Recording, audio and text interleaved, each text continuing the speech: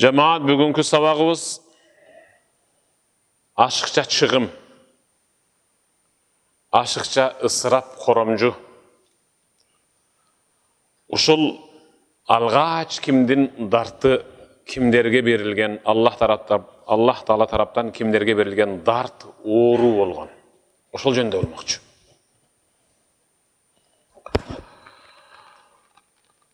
Абу Хурайра риваят кылып атат пайгамбарыбыздан. Пайгамбарыбыз саллаллаху алейхи ва саллям мындай деди: "Sayusibu ummati da'ul umam." Менин үммөтүмө мага чейинки пайгамбарлардын үммөтүнө түшкөн бир дарт келет деди. Кудай сактасын. Бирок пайгамбар айтты келди. Арга жокта. Қалу я наби Аллах, сахабалар сурап атышат. Эй Аллахтын элчиси пайгамбар. Умадаул умам. Ал эмне болгон дарт? Сизге чейинки пайгамбарлардын коомуна үммөтүнө жайылган айкыз Аллахка жакпаган кайсыл дарт ал? Сиз бизге коркунучтуу нерсени гана ушинтип эскертип калат элеңиз. Сайусибу жакын арада ушул менин үммөтүмө ушулар түшүп калат деп. Шуну эскерип атканыңызга караганда, кабар беришиңизге караганда, ошо биз оңбой турганбыз го. Бул эмне болгон дарт? Деп сахабалар чочушту пайгамбардан сурап. Пайгамбар айтып атат: "Бул азыр мен силерге айта турган дарт, оору бул мага чейинки пайгамбарлардын үммөттөрүндө жайылган чектен ашкан бир дарт бар. Оору. Ошол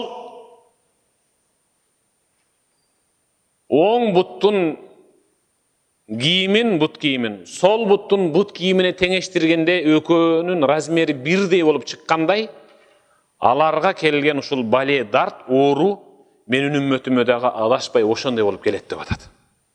Бул деген эми Кудай эле сактасын деп атканы да. Биринчиси Al-Ashar. Al-Asharu. Ashar деген бул куфрун ни'ма. Аллах берген неаматты жокко чыгаруу, наразы болуу. Куфрун ни'ма. Аллах берген рызкыны, неаматты, байлыкты көрбөй сокур болуу. Эми муну кайталай бергенден, кайта айта бергенден майы да чыкпайт да, чынын айтканда. Тамеки тартып нас чеккендердин ден соолугу өзүнө аманат. Ушу тамеки тартуу, нас чегүү, арак ичүү ушул куфрун ни'ма деп эсептелет. Алланын берген неаматына жамандык менен жооп кайтаруу.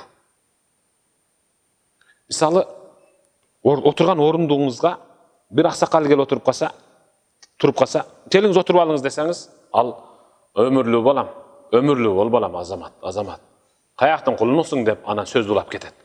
Маршрутка бара жатканда дагы жаш улуураак бирөөгө отуруп алыңыз десеңиз, рахмат дейт, болду бүттү. Боюнда бар келинге, же колунда баласы бар келинге орун бошотуп берсеңиз, аябай сүйүнөт, рахмат деп. Сиздин орун бошотуп бергениңизге алар ыраачылык билдирип рахмат деп атат. Аллахтын берген ден соолугуна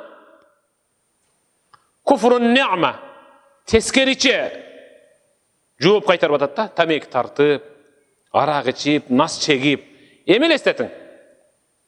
Ордуңузду бошотуп бердиңиз, баягы касакал отурду дагы, таң көрү оң бой калгыр кысталак. Адам эмескенсиң сен. Адам эмессиң сен ушу. Сен оңолбойсуң десе, бир бодора коесуң да. Тура нары өзүм отурам дейсиң да. Чында. Турабы? Баласы бар келинге орун бошотуп бердиң. Булчуйбай өл, эмнеге отурасың сен?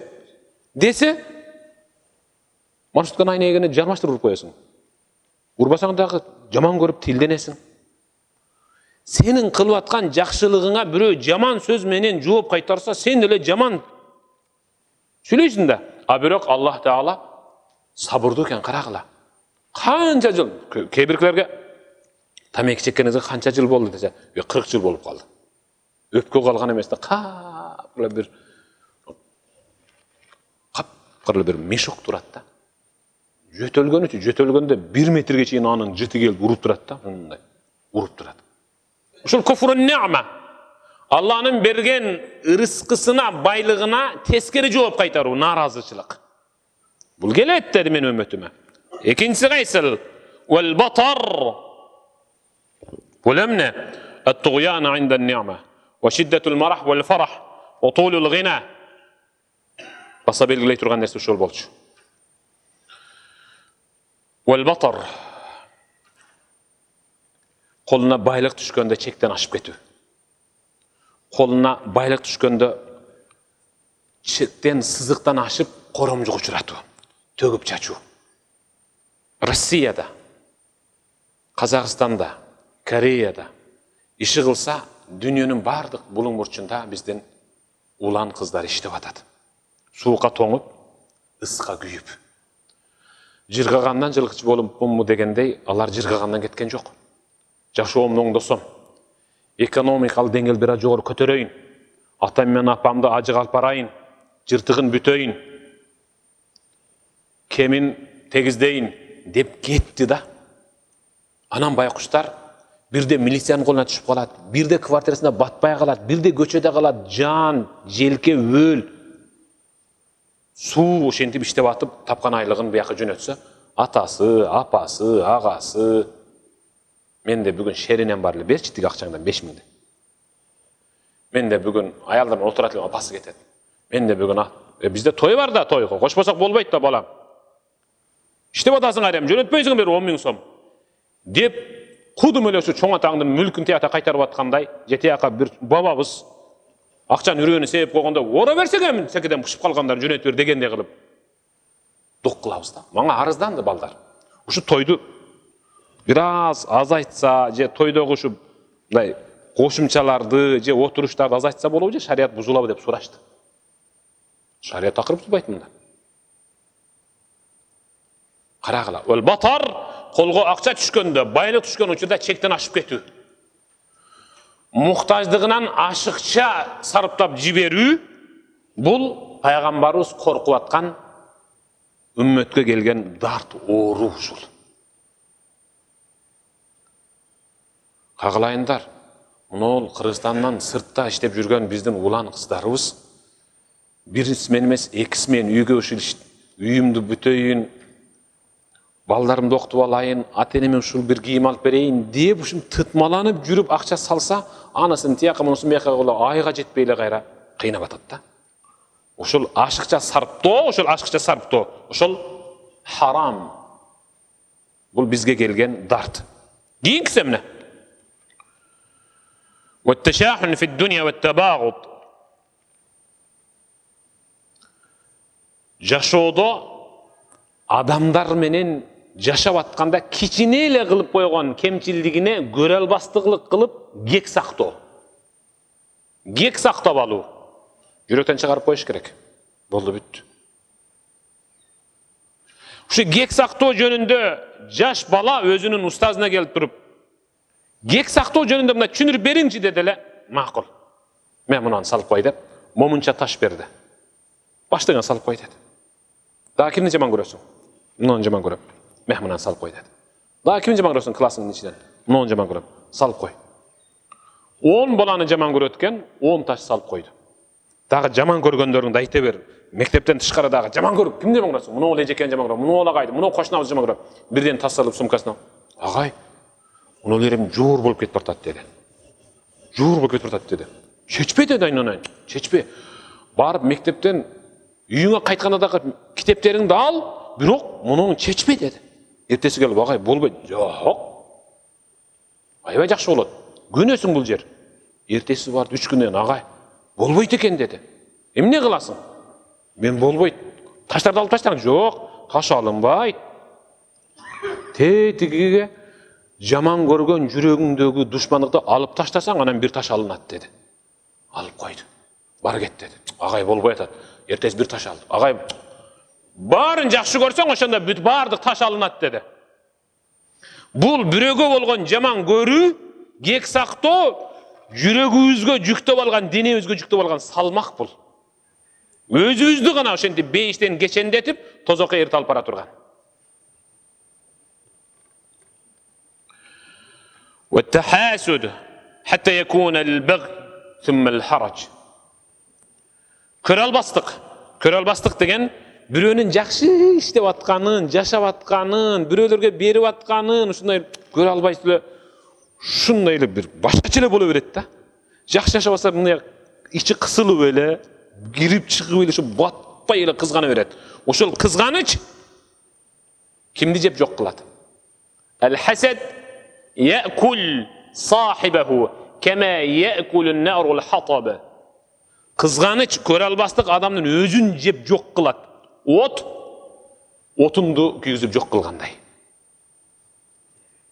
Көрө албастык аягы душмандык менен. Суммал харадж. Кийин түшүнүксүз адам өлтүрүү менен аяктайт деген. Кудай сактасын. Караңыздар, сүйүктүү бир тууган. Мен өткөндө Москвага барганда балдар атайын арызданып, жазгандары, чалгандары, келип жолугуп айткандары болду. Устаз, ушул аманатты жеткире аласызбы деп. Мен ошондогу аманатты жеткирүү үчүн бүгүн убакыт таптым. Балдарыбыздын, кыздарыбыздын жөнөтүп аткан, табып аткан акчасын биз төгүп чачып, самандай кылып сапырып кыйнап атабыз да аларды. Биз качан өнүгөбүз? Тойго, өлүмдө болгон ашыкча чыгымды азайтканда, анан өнүгөбүз. Капа болбойсуңар. Түштүктө бизде өзбектерде сөз бар. Өзбектин тоюна баргача кыргыздын өлүгүнө бар дейт. Алардын тоюна барып да жилик жей албайсың да, кыргыздын өлүгүнө келсең да уча жеп кетесиң. Чын. Бизде бирөө жарым өлүптүр десе, кыргыздарда адамдардын монол жерине ба мультфильмде мышык чычканды көргөндө да өлтүрүп бир еттин сүрө тартылып калат го мынаяктан да. Ошо бирөө өлүптүр дегенде, мында паланча өтүп кетиптир дегенде шарт монол жака же кашка жилик, же жото жилик, же уча тың деп туруп анан кийин тийбей калса, же бара берейинчи, кашка жилик тийип калат эч десе, болбосо жото, болбосо анан кийин да береги, болбосо кабырга деп барасың да. Эт жешиң үчүн бирөө өлүш керекпи? Ya.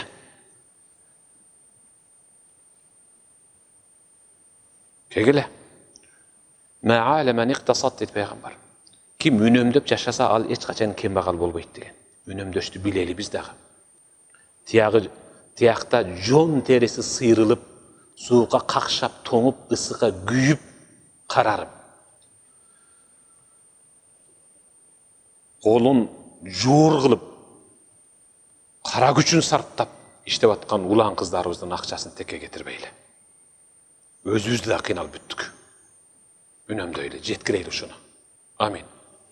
Аллахумма иннека афуун карим, тухиббул афва фа'фу анна я рахим, бирахметика я архамар рахим. Аллаху акбар. Ассаламу алейкум.